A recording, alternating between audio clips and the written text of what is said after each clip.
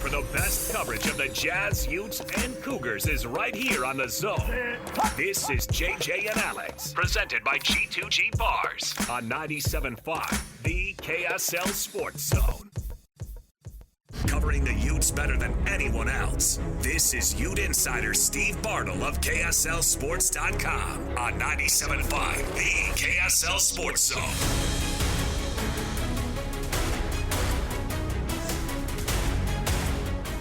Welcome back, JJ and Alex, 97.5, the KSL Sports Zone. We roll into the 5 o'clock hour. Thanks for joining us.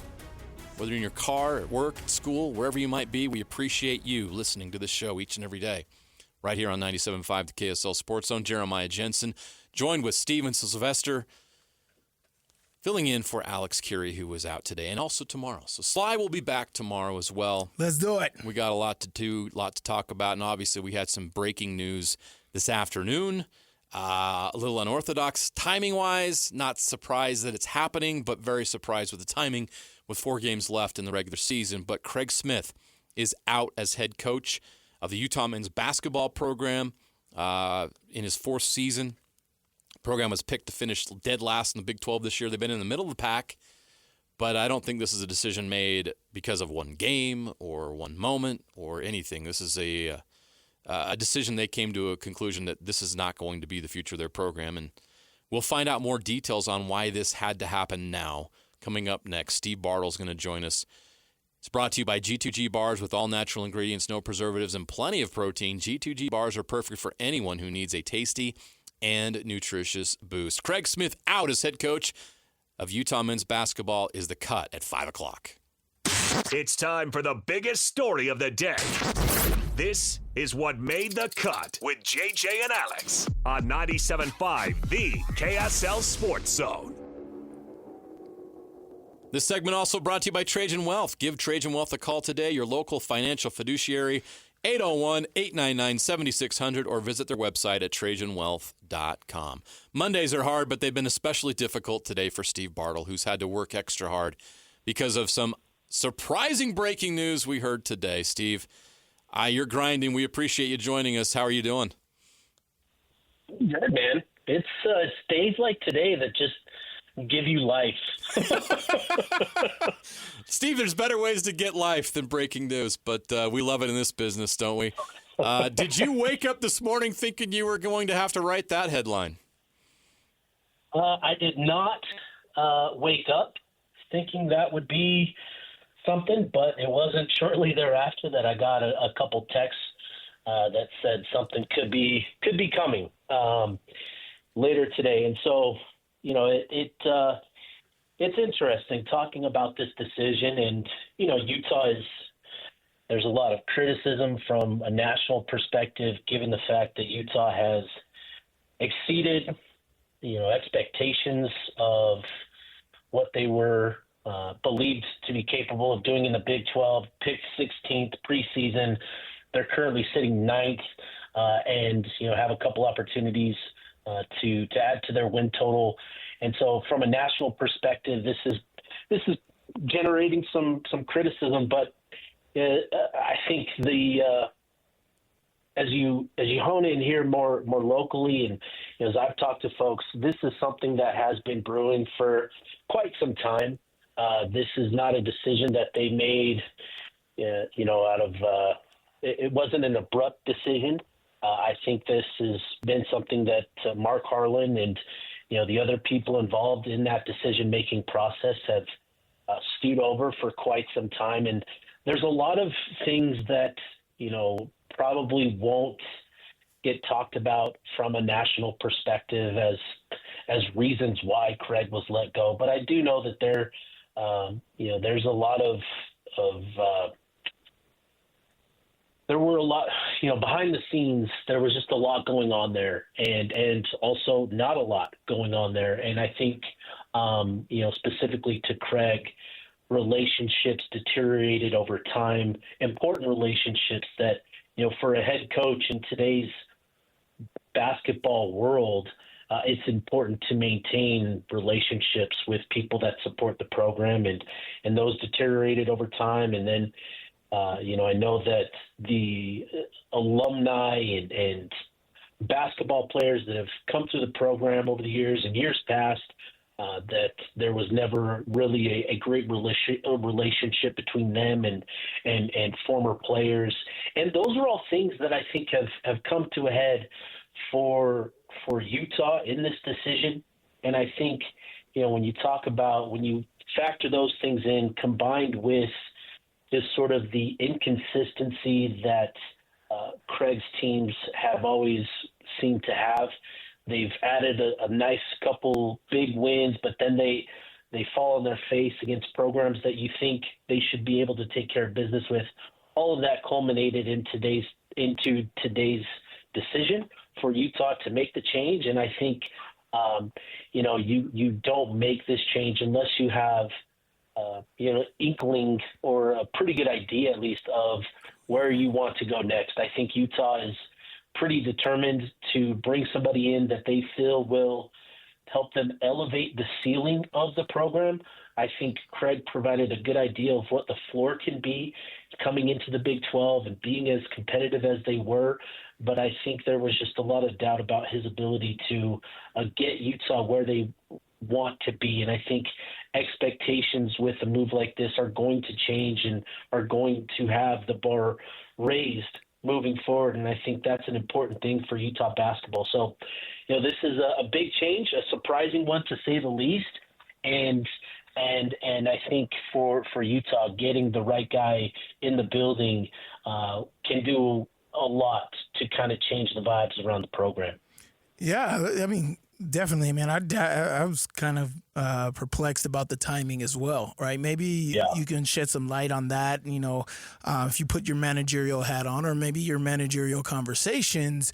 What is behind the timing? There's 4 games left in the season. I know there was rumblings about moving on from him even before the season had started. You're not at the bottom of the conference where you were projected to. You still have a winning record. What is behind the firing at this point in the season? Yeah, I think that's kind of the thing that everybody is I don't want to say getting hung up on, but I think everybody is curious as to why now, right? With 4 games left, the Big 12 tournament, you just beat Kansas and Kansas State. And I think for Mark Harlan and the people involved in the decision-making process and the future of the program and those that support the program, I think if you already felt that Craig was not going to be the guy that could help you become a perennial contender in the Big 12 conference, that you essentially, if Craig Smith were to add a couple more wins, it makes it much more difficult to let him go in the offseason. And so I think that was certainly something that factored into this,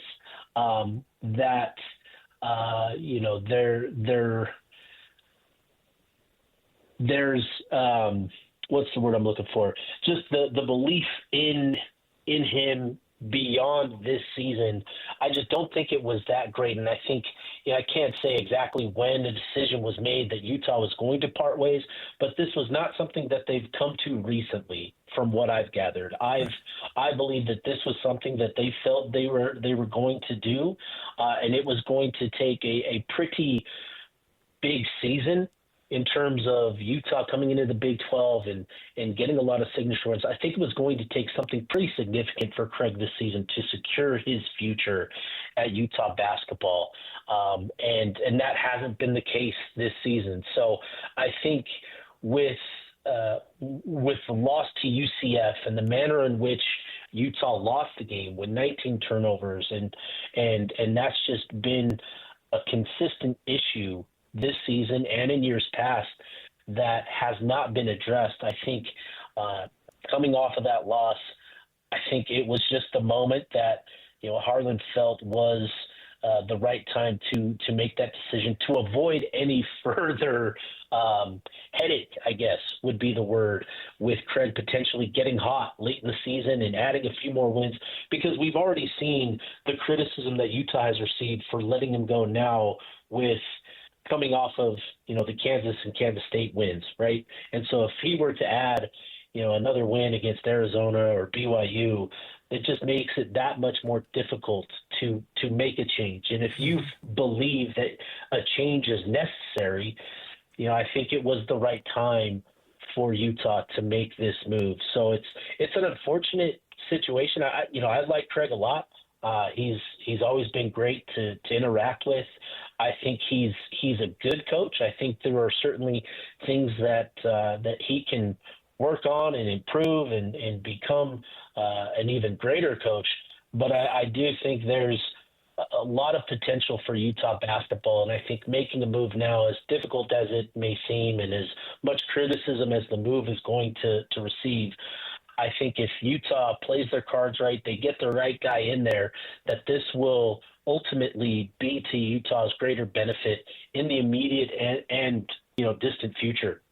All right, let's talk about who that guy is going to be. If you go to KSLSports.com right now, Steve's already on it. He's got his Utah basketball head coach big board, potential targets 1.0. Run us through some of the guys that you think are at the top of their list. They obviously have a plan, and like you say, I believe you're right. The timing has something to do with, A, the fact that they got the buyout secured, and B, they know where they're going here. So who are they leaning? Yeah, just, initial indications, with this move, point to Alex Jensen being the top guy for Utah. And when you consider the history here between Alex Jensen and Utah, right? We know the last time that there was an opening at Utah just a few years ago, Alex Jensen was a part of that process. We can, he was offered the job. He wasn't offered the job. I don't know exactly, but Alex just wasn't in a situation that he felt wasn't in a place where he felt he could take the job. At that time he was with the Utah Jazz. The Utah Jazz were playing great basketball, and he was the top assistant for Quinn Snyder, and it seemed like things were trending in the right direction for him to potentially earn a head coaching gig, if not at Utah, somewhere else. And so as the years have gone by, the last few years, I think Alex Jensen is in a different situation, being with the Dallas Mavericks, where this could potentially make a lot of sense for Alex to come home to Salt Lake City and for Utah to make him the guy. And I think there's a lot of motivation from supporters of the program to bring Alex in. And so we'll see if that's what ends up happening. But I think Alex Jensen, just based on what I've gathered so far, I think he is the leading candidate. And how quickly this all comes together, we'll soon find out. But I do think Utah would like to get him potentially hired if obviously things go well and the interviews and all that stuff and all of that. But I think he's the leading candidate. Behind him, Andre Miller, he's going to be an interesting one. So he's been coaching with the Grand Rapids in the G League, and I know that I have him listed on the head coaching board. And while he certainly could be a candidate, I think he's also an option to become an assistant coach at Utah basketball, regardless of who the head coach is. So, he is going to be someone to keep an eye on, regardless of who is hired as head coach. He could be the head coach, but I don't think that's as likely. I think an ideal situation for Utah, grand slam situation for Utah, you're able to bring in Alex Jensen and Andre Miller together. How doable is that? I don't know exactly, but I know that there's a lot of hope and a lot of optimism that that can be the move. Beyond those two, there's a lot of really good candidates for Utah to consider. A couple names that I really like in particular: Bryce Drew at Grand Canyon University. He's done a great job of turning that program into a contender. Grand Canyon University it's a small program, but he's recruited some really good talent to that program. Being there in Phoenix, in that area, he has a lot of connections throughout that area, which is, it's a pretty strong basketball community. So you would have access to talent there. He's developed a really good program on the floor, both offensively and defensively. So he's a guy that I really like. And Richard Pitino at New Mexico, I think would be an excellent option for Utah. He's coached at the Power 5 level with Minnesota previously. Things didn't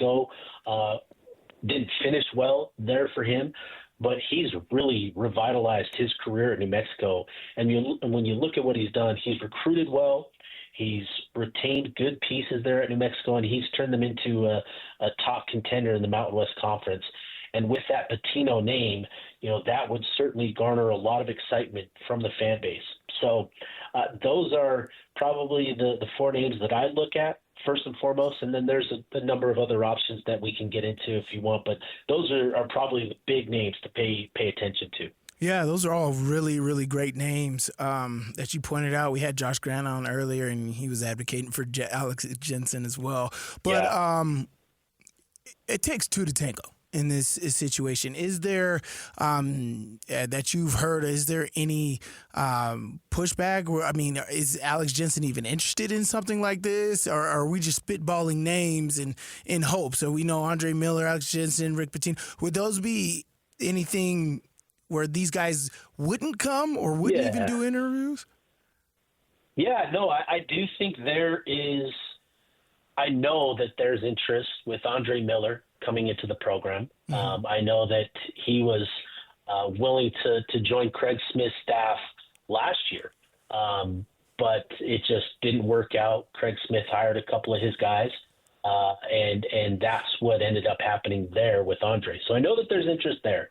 With Alex Jensen, I think it's important to understand that he's in a much different situation now than he was a couple years ago when he was with the Utah Jazz. And I think one guy, with the zone, Scott Gerard, has a great relationship with him. And, he mentioned earlier today, I was on with them earlier today, and he mentioned that he believes Alex is in a different place, personally. And so I think there's certainly reasons to be optimistic that,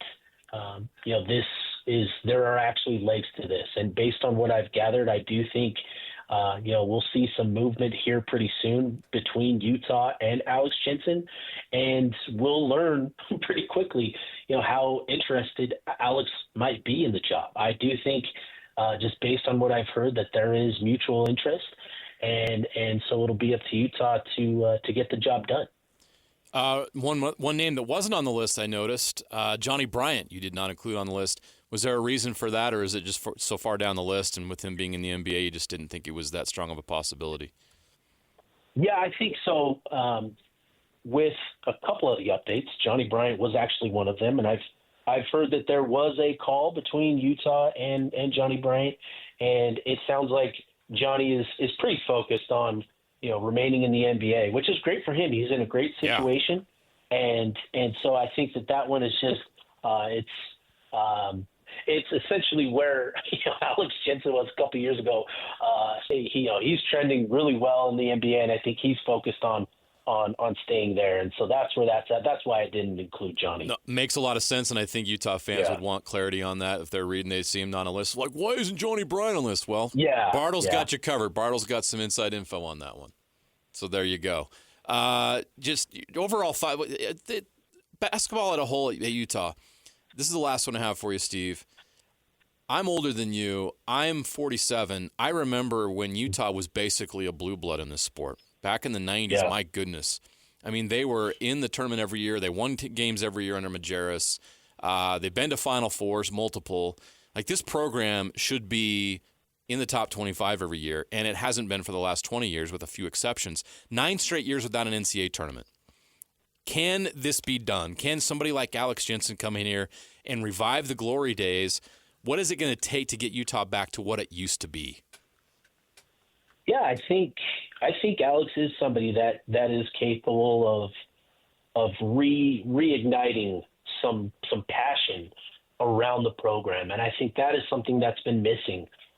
When you look in the Big 12 and you see the fan bases that come out and support their teams, and you can look none further than 50 miles south of Provo with what BYU has going on, the impact that a strong fan base can have. And I think that's been something that has been a missing element. And so I think with Utah, right, getting something done that can reignite that passion will have a huge impact on the future of the program. And I think getting somebody in there that can capitalize on that and build for the future and turn Utah into a perennial contender, I think that is sort of what this move is indicating, is that, even with Utah ending up ninth, there's currently ninth in the Big 12, Craig Smith has shown that, Utah can be competitive in this league with minimal support around him.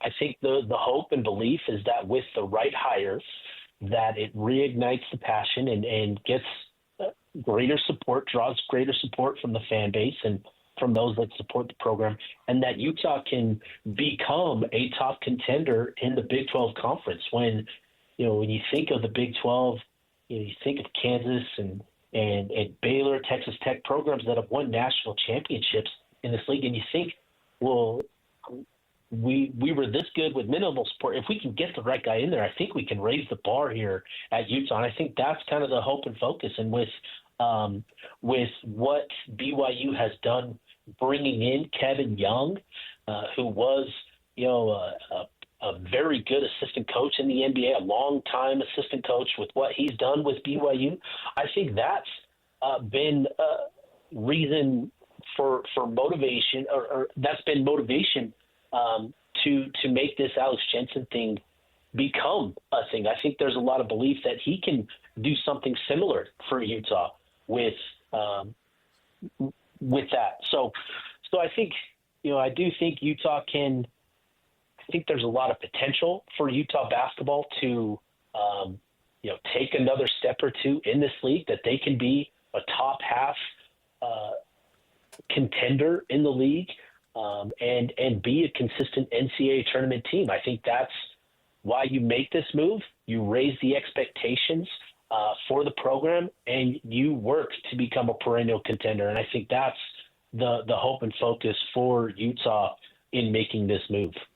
Yeah, Steve, I got one last question, and it's something around all of this, right? It's kind of the big topic around football, around anything in college sports right now with the NIL stuff going around, and how do you be competitive? Say you don't have that billionaire donor, right? Say you don't have like crazy donors, but you do have enough to be resourceful, right? Like, what does that look like? Especially with this day and age and NIL money flying around and possibly getting certain recruits. How do you build a program, develop guys, which is what Utah's normally used or known for, is being able to develop guys into great guys. What does that look like for Utah? Yeah, I think it's important to understand kind of the competition in the Big 12 with NIL.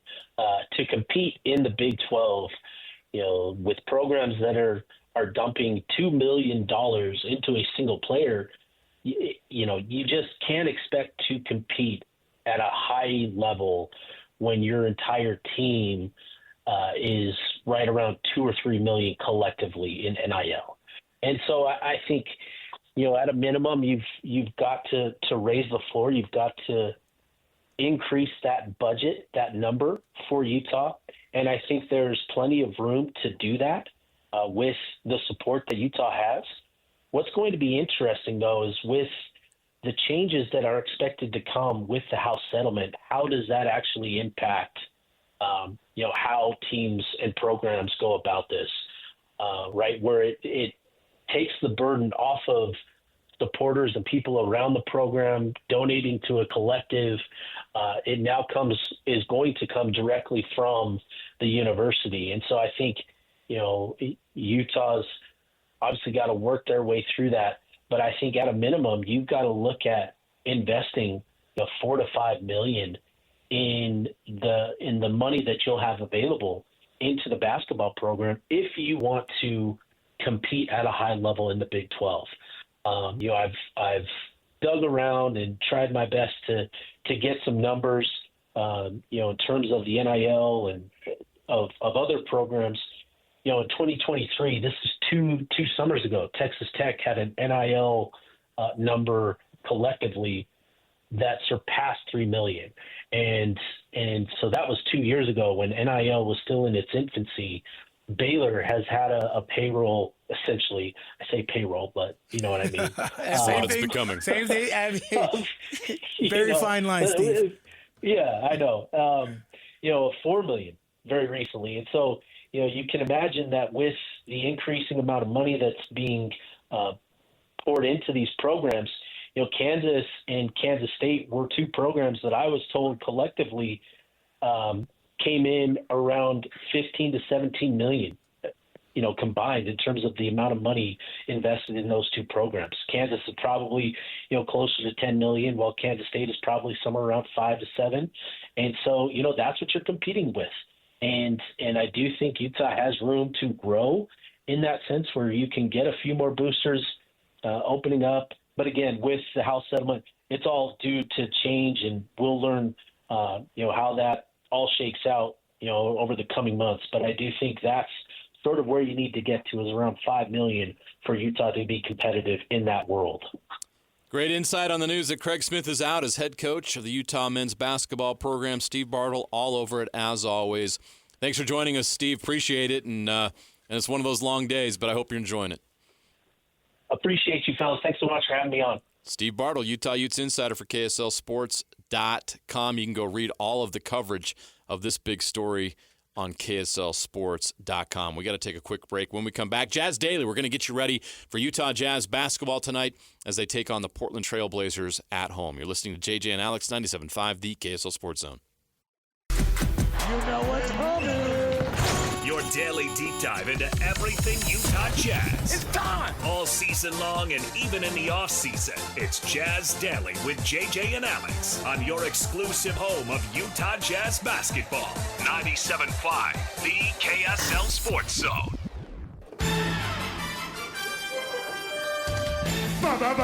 Basketball, gimme the ball because I'm gonna dunk it!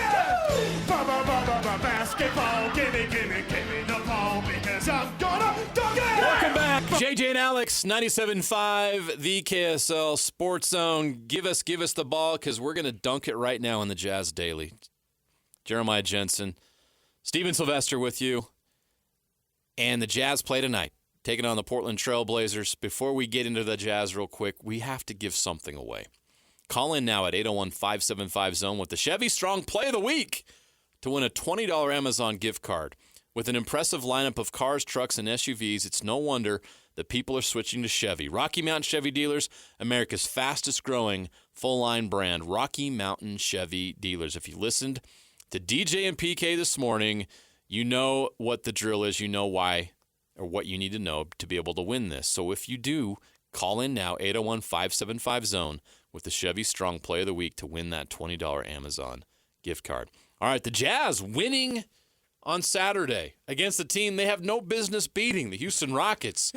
I've been one of the best teams in the West this season, in the top 4 in the West, which is not easy to do. A great young team with a lot of exciting young talent, a team that the Jazz want to become. And the Jazz matched up with them and beat them. In fact, the Rockets now dropped to 5th.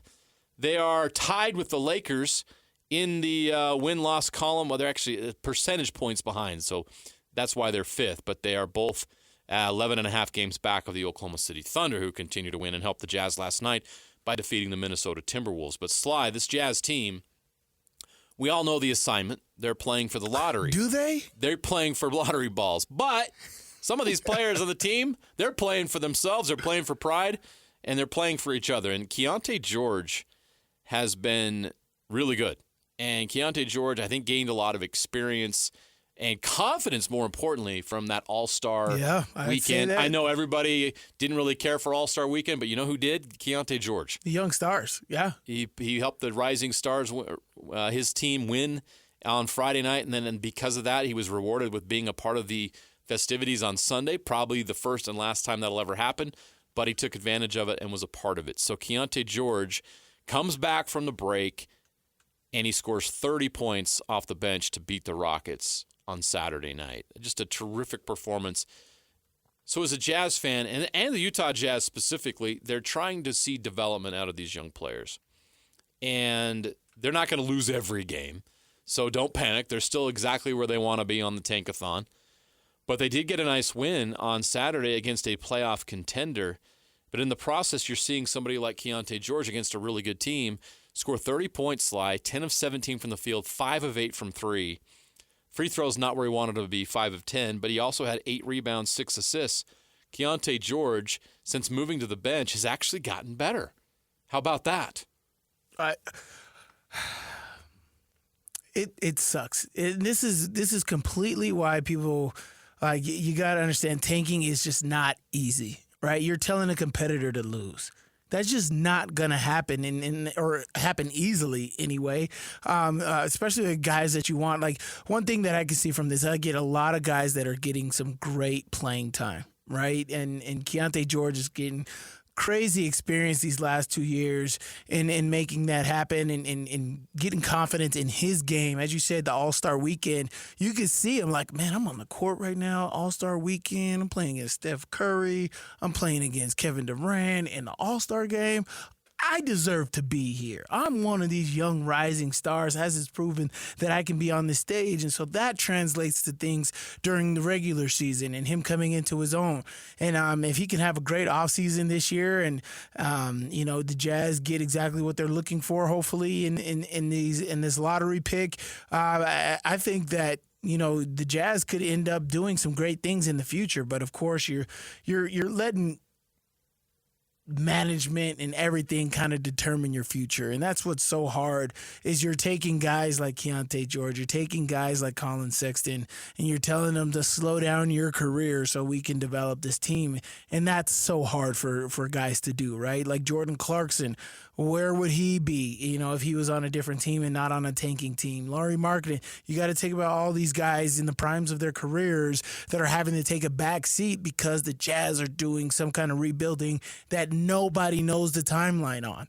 And so that just sucks. And so within that, you might lose some guys along the way that you weren't expecting to lose because they can increase their value or end up wanting to go somewhere else. So, hopefully the Jazz aren't taking forever to do this because you do have young talent on this football team. On this basketball team that can that can make some moves in this NBA, just like the Young Thunder. I think the Jazz could end up being a team that stresses people out in the Western Conference. You want to see the continued development of these young players, and you saw it on Saturday from Keontae George. Maybe we'll see it from a different player tonight. The Jazz take on the Portland Trailblazers. Tip-off 7 p.m. You're going to hear that game right here on 97.5 the KSL Sports Zone. The pregame show with Tim and Jake is coming up here at 6 o'clock. We'll lead you up to that with more Jazz coverage next right here on JJ and Alex, 97.5, the KSL Sports Zone. Accessing. When TV and radio collide. Love it. Wow. This is what you get. You're listening to JJ and Alex, presented by G2G Bars. Don't touch that dial. On 97.5, the KSL Sports Zone. Welcome back. Quick injury report before we toss it to the Jazz pregame show. Walker Kessler, Lauri Markkanen, Jordan Clarkson, John Collins, Colin Sexton, all out tonight. They will not be playing. Jazz pregame show right now with the coach and Jake Scott begins now.